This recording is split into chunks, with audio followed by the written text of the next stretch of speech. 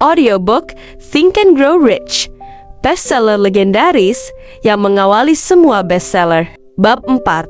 Meyakini kemampuan diri sendiri. Mau memvisualisasikan dan percaya pada pencapaian hasrat. Langkah kedua, menjadi kaya adalah keyakinan. Keyakinan adalah kimia utama dari pikiran. Ketika keyakinan digabungkan dengan pemikiran, alam bawah sadar akan langsung menangkap getaran tersebut dan menerjemahkannya menjadi wujud spiritual, serta mentransmisikannya menjadi kecerdasan tak terbatas. Emosi seperti keyakinan, cinta, dan seks adalah yang paling kuat di antara semua emosi positif utama lainnya. Ketika dicampur, ketiganya akan menciptakan efek mewarnai getaran ide dengan cara demikian, sehingga getaran tersebut langsung masuk ke alam bawah sadar. Di situ, getaran tersebut diubah menjadi wujud spiritual satu-satunya bentuk yang merangsang respons dari kecerdasan tak terbatas. Sebelumnya, Napoleon Hill menggunakan dua istilah, keyakinan dan kecerdasan tak terbatas, yang mungkin memiliki konotasi religius yang tidak disengaja. Bab berikut akan mendefinisikan makna istilah tersebut sesuai dengan cara penggunaannya oleh Hill pada bab-bab setelah ini. Dalam dunia modern, kata keyakinan nyaris bermakna sama dengan kepercayaan religius dalam tanda kutip, yang mungkin bukan maksud Hill. Keyakinan yang dimaksud di sini bermakna memiliki kepercayaan diri dan rasa percaya yang kukuh bahwa kita bisa melakukan sesuatu. Supaya bisa meyakini diri sendiri seperti yang Hill maksud, Anda benar-benar harus meyakini diri Anda sejak dari alam bawah sadar. Apabila ada keraguan dalam benak Anda, atau Anda hanya berpura-pura percaya, pasti tidak akan berhasil karena alam bawah sadar Anda tahu Anda ragu. Kalau tidak memiliki kepercayaan diri 100%, maka belum yakin sepenuhnya. Anda tidak punya keyakinan. Hill menggunakan istilah kecerdasan tak terbatas untuk mengidentifikasi bagian dari pikiran manusia, serta proses berpikir yang menghasilkan firasat, wawasan, dan lompatan logika. Konsep Hill memiliki kemiripan dengan yang disebut oleh psikolog Carl Jung sebagai ketidaksadaran kolektif, dan juga sangat mirip dengan istilah bekerja dalam kondisi mengalir, dalam tanda kutip, atau berada dalam situasi konsentrasi penuh yang digunakan psikologi kontemporer. Kecerdasan tak terbatas akan didiskusikan lebih mendalam pada bab-bab selanjutnya. Hill juga menggunakan istilah lain, pikiran bawah sadar, yang harus kita bahas sebelum melanjutkan bab ini. Walaupun ada banyak sudut pandang berbeda, secara umum, ilmu psikologi modern berkembang dari karya-karya pelopor seperti Sigmund Freud dan Carl Jung. Mereka sama-sama percaya bahwa pikiran manusia bekerja pada level sadar dan tidak sadar. Bagaimanapun, mereka berbeda pendapat tentang peran alam bawah sadar dan pengaruhnya pada sikap dan tindakan.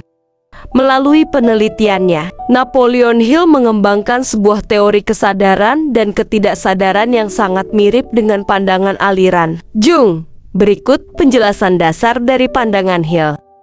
Pikiran sadar Anda menerima informasi lewat 5 indera: penglihatan, penciuman, perasa, pendengaran, dan peraba. Pikiran sadar Anda memonitor apa saja yang dibutuhkan untuk bisa berpikir dan beraktivitas, sekaligus menyaring apa saja yang tidak dibutuhkan. Pikiran sadar Anda dan apa yang disimpan oleh memori adalah kecerdasan yang Anda gunakan untuk berpikir, menalar, dan menyusun rencana. Pikiran bawah sadar alam bawah sadar memiliki akses ke semua informasi yang diterima alam sadar, tetapi nalarnya bekerja dengan cara berbeda. Pikiran bawah sadar mempersepsi segalanya secara harfiah, tidak membuat penilaian, tidak menyaring, dan tidak melupakan semua informasi. Anda tidak bisa memerintah pikiran sadar Anda masuk menyelami biji, lalu menyelami pikiran bawah sadar. Bagaimanapun, dalam situasi tertentu, Kalau mengakar dengan sangat kuat, semua fakta dan ide terlupakan dan selalu tersimpan di alam bawah sadar. Hal ini bisa mempengaruhi sikap serta tindakan Anda. Cara mengembangkan keyakinan. Pernyataan berikut sangatlah penting untuk bisa memahami pentingnya autosugesti dalam mengubah hasrat menjadi wujud fisik dan uang, yakni keyakinan adalah pola pikir yang bisa dipanggilkan atau diciptakan lewat afirmasi atau mengulang instruksi ke alam bawah sadar dengan menerapkan prinsip autosugesti. Pengulangan afirmasi sama seperti memberi perintah pada pikiran bawah sadar kita. Itulah satu-satunya metode yang sudah ada untuk meningkatkan emosi keyakinan. Keyakinan penuh bahwa kita bisa melakukan sesuatu secara sukarela. Sebagai ilustrasi, ambil contoh Anda sedang membaca buku ini. Anda ingin memiliki kemampuan mengubah dorongan hasrat yang terwujud menjadi nyata dalam bentuk uang. Misalnya, dengan mengikuti instruksi yang akan diberikan pada bab selanjutnya tentang autosugesti dan pemikiran bawah sadar. Anda akan mempelajari teknik-teknik untuk meyakinkan pemikiran bawah sadar Anda bahwa Anda percaya. Anda akan menerima apa yang Anda minta. Pikiran bawah sadar Anda akan bertindak atas dasar kepercayaan tersebut dan memantulkannya kembali dalam bentuk keyakinan. Diikuti dengan sederet rencana yang jelas untuk menggapai apa yang Anda hasilkan. Keyakinan akan diri dan kemampuan Anda adalah pola pikir yang bisa dikembangkan sesuka hati. Jika Anda telah menguasai prinsip-prinsip dalam buku ini, keyakinan adalah pola pikir yang akan berkembang secara alami dalam diri. Jika Anda menggunakan dan menerapkan prinsip tersebut, emosi atau porsi perasaan dalam pikiran adalah sumber vitalitas, sumber hidup, dan tindakan dari pemikiran kita. Emosi-emosi seperti keyakinan, cinta, dan seks akan semakin memperkuat tindakan kita jika dicampur dengan dorongan pemikiran. Semua pemikiran yang telah diterjemahkan secara emosi diperkaya oleh perasaan dan dicampur dengan keyakinan kepercayaan penuh akan kemampuan diri sendiri akan bisa diwujudkan secara fisik.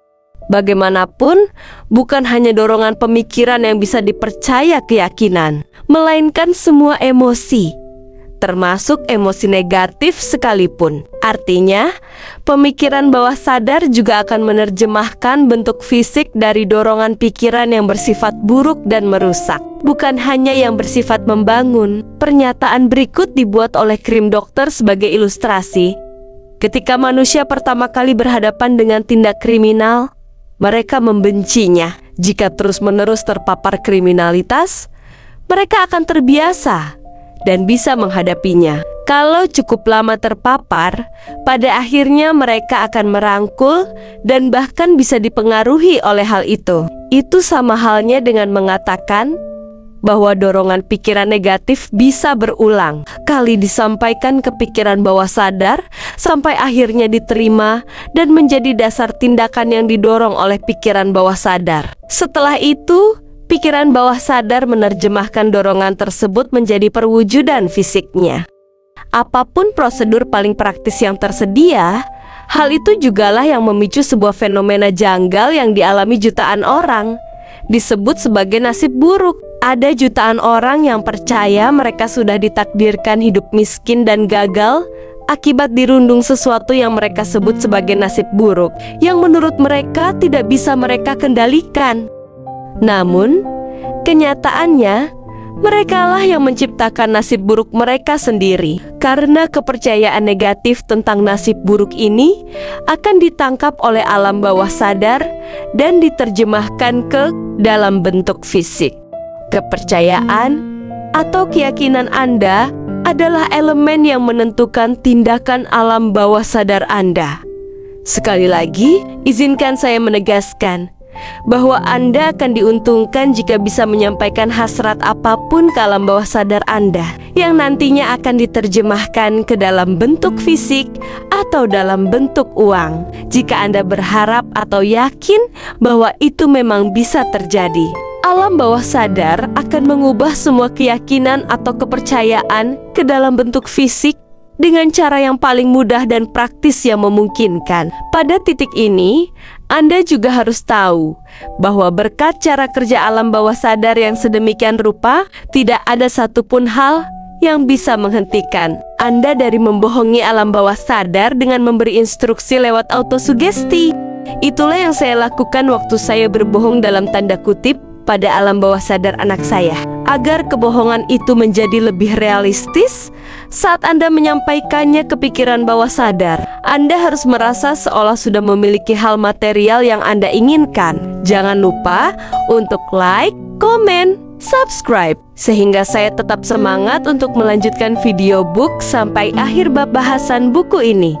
Mari kita lanjutkan. Teori kontemporer tentang motivasi sepakat bahwa alam bawah sadar tidak bisa membedakan antara kenyataan dan imajinasi yang dibayangkan secara jelas. Salah satu penelitian yang dilakukan pada sekelompok pemain basket, para pemain ini dibagi menjadi 3 kelompok. Anggota masing-masing tim diuji berdasarkan kemampuan mereka membuat 3 kali lemparan bebas. Masing-masing tim kemudian dipisah selama periode waktu tertentu dan diberi serangkaian instruksi.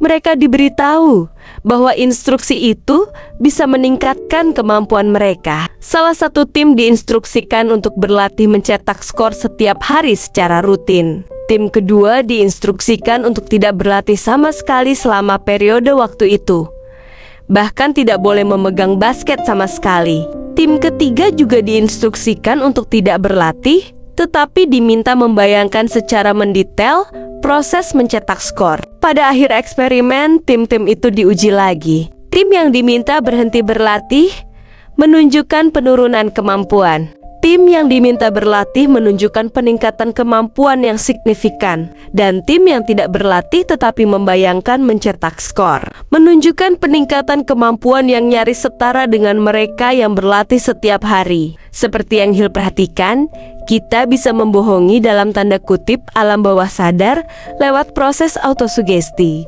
Jika kita menanamkan ide ke dalam alam bawah sadar secara meyakinkan, pikiran bawah sadar akan menerima lalu memprosesnya siluala fakta yang nyata. Namun, kata kuncinya adalah secara meyakinkan. Apabila Anda mencoba mengirimkan pesan ke alam bawah sadar, tetapi nyatanya Anda ragu, pemikiran bawah sadar akan menangkap keraguan itu juga. Anda malah mengirimkan pesan-pesan yang saling bertentangan dan akan sia-sia saja. Itulah sebabnya Hill menekankan pentingnya keyakinan. Alam bawah sadar tidak akan membuat penilaian apakah pesan yang Anda sampaikan benar atau salah, positif atau negatif. Alam bawah sadar Anda semata akan merespons kekuatan input seberapa tinggi level emosinya. Sangatlah penting bagi Anda untuk memastikan bahwa emosi yang mendominasi benak Anda adalah emosi positif. Akan tetapi, keyakinan pada diri Anda sendiri tidak lahir hanya dari membaca instruksi. Karena sekarang sudah paham teorinya, Anda harus mulai mengaplikasikannya dengan bereksperimen dan berlatih. Anda akan mengembangkan kemampuan menggabungkan keyakinan dengan semua pesan perintah yang Anda berikan ke alam bawah sadar diri Anda. Saya yakin akan kemampuan Anda bisa memberikan instruksi pada alam bawah sadar yang akan diterima dan ditindaklanjuti secara langsung. Jika pikiran Anda didominasi energi positif, akan muncul pola pikir yang dikenal dengan keyakinan. Keyakinan pada diri adalah kondisi pikiran yang bisa dirangsang oleh autosugesti selama berabad-abad. Pemuka agama telah berjuang membantu umat manusia untuk memperoleh keyakinan pada dogma atau keyakinan ini, tetapi mereka gagal menjelaskan kepada mereka bagaimana cara memiliki keyakinan itu. Mereka tidak pernah mengatakan bahwa keyakinan adalah kondisi pikiran dan bahwa keyakinan dapat dirangsang dengan sugesti diri dalam bahasa yang dapat dimengerti orang biasa. Buku ini akan menguraikan semua yang diketahui tentang prinsip-prinsip untuk mengembangkan keyakinan jika keyakinan belum ada. Sebelum kita mulai, Anda harus diingatkan lagi bahwa keyakinan adalah ramuan abadi yang memberikan kehidupan, kekuatan, dan tindakan atas dorongan pikiran. Kalimat itu perlu dibaca berkali-kali, bahkan perlu dibaca keras-keras. Keyakinan adalah titik awal semua akumulasi kekayaan. Keyakinan adalah dasar dari semua keajaiban dan misteri yang tidak dapat dijelaskan secara ilmiah. Keyakinan adalah satu-satunya obat penawar atas kegagalan. Keyakinan adalah elemen yang, jika dicampur dengan hasrat, akan membuka komunikasi langsung dengan kecerdasan tak terbatas. Keyakinan adalah elemen yang mengubah getaran pikiran biasa yang diciptakan benak manusia menjadi wujud spiritualnya. Keyakinan adalah satu-satunya jalan untuk memanfaatkan kecerdasan tak terbatas, keajaiban sugesti diri. Fakta bahwa pada akhirnya orang akan mempercayai apapun yang ia ulangi terus-menerus, baik pernyataan tersebut benar maupun salah.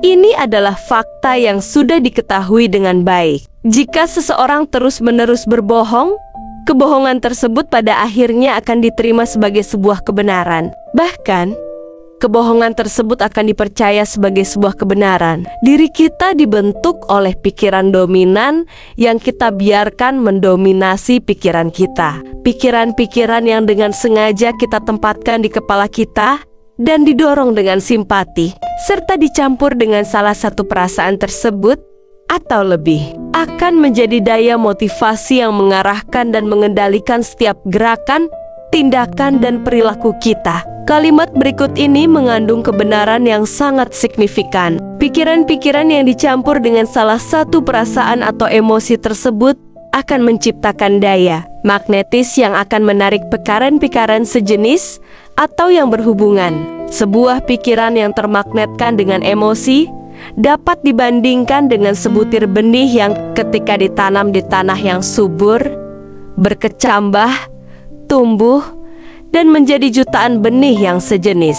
Pikiran manusia senantiasa menarik vibrasi yang selaras dengan vibrasi yang mendominasi pikiran manusia. Segala pikiran, ide, rencana, atau tujuan yang ada dalam pikiran seseorang menarik sekelompok kerabat. Tambahkan kerabat-kerabat ini ke kekuatannya sendiri, maka hal itu akan tumbuh sampai pikiran, ide, rencana, dan tujuan menjadi motivasi dominan orang yang kepalanya menampung pikiran tersebut. Sekarang, mari kita kembali dari awal. Bagaimana cara menanam benih asli sebuah ide, rencana, atau tujuan dalam pikiran? Jawabannya, ide, rencana, atau tujuan apapun dapat ditanam dalam kepala lewat pengulangan. Inilah sebabnya Anda diminta menuliskan pernyataan tujuan utama atau sasaran pokok pasti Anda, memasukkannya ke dalam memori, dan mengulanginya dalam kata-kata yang jelas hari demi hari sampai vibrasi suara tersebut mencapai pikiran bawah sadar Anda. Kita menjadi seperti sekarang ini karena pikiran kita, karena tindakan kita yang mendominasi benak kita. Kalau mau, Anda bisa dengan mudah menetapkan hati untuk membuang pengaruh lingkungan yang tidak menguntungkan dan membangun kehidupan Anda sendiri. Sebagai contoh, ketika mengamati kelebihan dan kekurangan mental, Anda mungkin menemukan bahwa kelemahan terbesar Anda adalah kurang rasa percaya diri. Kelemahan ini harus segera diatasi dan keraguan diterjemahkan menjadi keberanian lewat bantuan prinsip autosugesti. Penerapan prinsip ini dapat dilakukan lewat pengaturan secara sederhana impuls pikiran positif yang dinyatakan dalam tulisan. Diingat dan diulanginya sampai impuls tersebut menjadi bagian perangkat kerja kemampuan bawah sadar pikiran Anda. Berikut contoh seseorang yang tujuannya pastinya adalah mengatasi kekurangan rasa percaya diri. Pertama, saya tahu saya mampu mewujudkan tujuan pasti dalam hidup saya. Oleh karena itu, saya menuntut diri saya untuk mengambil tindakan yang tekun dan berkesinambungan dalam usaha mewujudkannya. Dan saya di sini sekarang berjanji akan melakukan hal tersebut. Kedua, saya menyadari pikiran dominan saya pada akhirnya akan menggandakan diri dalam tindakan keluar dan fisik, dan pada akhirnya mengubah diri menjadi realitas fisik. Oleh karena itu, saya akan memusatkan pikiran selama 30 menit kepada tugas membayangkan orang yang ingin saya tiru, sehingga menciptakan dalam pikiran saya gambar mental yang jelas akan sosok tersebut. Ketiga, saya tahu lewat prinsip autosugesti bahwa hasrat apapun yang terus-menerus saya pelihara dalam pikiran, pada akhirnya akan mencari pengungkapan lewat beberapa cara praktis untuk mewujudkan tujuan. Oleh karena itu, saya meluangkan 10 menit setiap hari menuntut diri saya mengembangkan rasa percaya diri. Keempat, saya telah menuliskan dengan jelas tujuan pasti saya dalam kehidupan. Dan saya tidak akan berhenti berusaha sampai saya berhasil mengembangkan rasa percaya diri yang cukup untuk mewujudkannya. Kelima, saya sepenuhnya menyadari bahwa kekayaan atau jabatan tidak pernah bertahan lama kecuali jika dibangun dengan kebenaran dan keadilan. Oleh karena itu, saya tidak akan melakukan transaksi yang tidak memberikan manfaat bagi semua orang yang terlibat. Keenam, saya akan berhasil dengan menarik kekuatan yang ingin saya gunakan dan bekerja sama dengan orang lain. Saya akan mendorong orang untuk melayani saya, karena saya juga mau melayani orang lain. 7. Saya akan membuang rasa benci, rasa iri, cemburu, mementingkan diri sendiri, dan sinisme dengan mengembangkan cinta terhadap manusia. Karena saya tahu perilaku negatif terhadap orang lain tidak akan pernah mendatangkan kesuksesan bagi saya. Kedelapan, saya akan membuat orang percaya kepada saya karena saya akan mempercayai mereka dan diri saya sendiri. 9. Saya akan membubuhkan nama saya pada rumus ini, memasukkannya ke memori saya, dan mengulanginya dengan keras setiap hari dengan keyakinan penuh bahwa rumus tersebut lambat laun mempengaruhi pikiran dan tindakan saya, sehingga saya akan menjadi orang yang mandiri dan berhasil. Di balik rumus ini terdapat sebuah hukum alam yang oleh para psikolog disebut sebagai autosugesti. Sugesti diri ini adalah teknik yang terbukti efektif membawa keberhasilan asal digunakan secara membangun. Sebaliknya, jika digunakan secara destruktif, hukum itu akan bersifat merusak. Dalam pernyataan ini dapat ditemukan sebuah kebenaran yang sangat penting, yakni mereka yang jatuh dalam kekalahan dan mengakhiri kehidupan mereka dalam kemiskinan, penderitaan, dan masalah menjadi seperti itu karena menerapkan prinsip autosugesti secara negatif. Semua impuls dan dorongan pikiran cenderung sama atau serupa dengan perwujudan fisiknya. Bahaya pemikiran negatif: pemikiran bawah sadar tidak membedakan antara impuls pikiran positif dan negatif. Pikiran bawah sadar bekerja dengan apa yang kita masukkan ke dalamnya lewat impuls pikiran kita.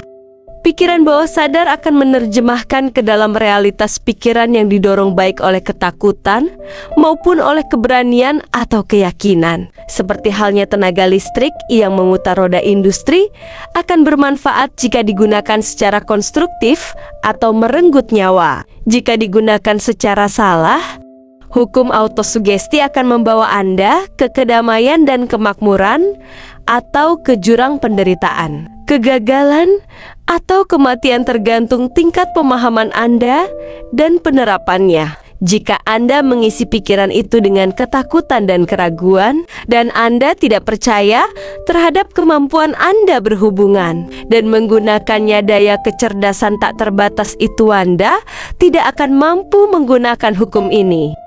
Hukum autosugesti akan mengambil semangat ketidakpercayaan ini dan menggunakannya sebagai pola pikiran bawah sadar Anda, menerjemahkan semangat ketidakpercayaan tersebut ke dalam wujud fisik. Seperti angin yang meniup sebuah kapal ke timur dan kapal yang lain ke barat, hukum autosugesti akan mengangkat atau menjatuhkan Anda, tergantung cara Anda membentangkan layar pikiran Anda.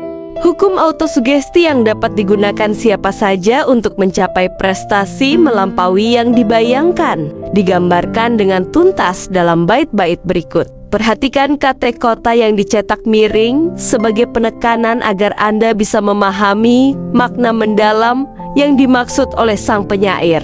Jika kau pikir kau kalah kelas, Kau kalah kelas, kau harus berpikir tinggi untuk naik. Kau harus yakin pada dirimu sendiri sebelum kau mampu memenangkan hadiah. Kemenangan dalam kehidupan tidak selalu berpihak kepada yang lebih kuat atau lebih cepat. Karena cepat atau lambat, pemenangnya adalah mereka yang berpikir dirinya bisa. Apabila Anda menginginkan bukti dari kekuatan keyakinan, coba telaah pencapaian para pria dan wanita yang telah berhasil menerapkannya. Yang menempati bagian atas daftar adalah warga Nazareth. Dasar dari kekristenan adalah keyakinan. Tidak peduli sebanyak apa kesalahan interpretasi atau penyelewengan makna yang terjadi, gabungan dan substansi dari pengajaran serta pencapaian Yesus Kristus yang mungkin diinterpretasikan sebagai mukjizat tidak kurang dan tidak lebih adalah keyakinan. Jika ada fenomena seperti mukjizat yang terjadi, satu-satunya yang memungkinkan hal itu adalah pola pikir yang dikenal sebagai keyakinan. Mari kita pertimbangkan kekuatan keyakinan seperti yang ditunjukkan oleh orang yang sangat terkenal di dunia, Mahatma Gandhi dari India. Gandhi lebih kuat dibanding siapapun yang hidup pada zamannya. Bahkan meskipun ia tidak memiliki alat tradisional untuk merebut kekuasaan seperti uang, kapal perang, tentara, dan persenjataan, Gandhi tidak punya uang, rumah, atau bahkan pakaian, tetapi dia punya kekuasaan. Bagaimana dia mendapatkan kekuasaan tersebut?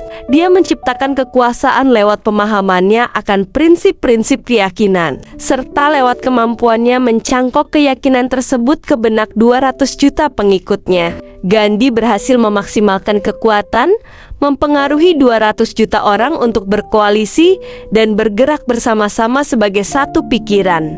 Kekuatan apa di dunia selain keyakinan yang mampu mewujudkan hal tersebut? Bagaimana suatu pikiran membangun sebuah kekayaan?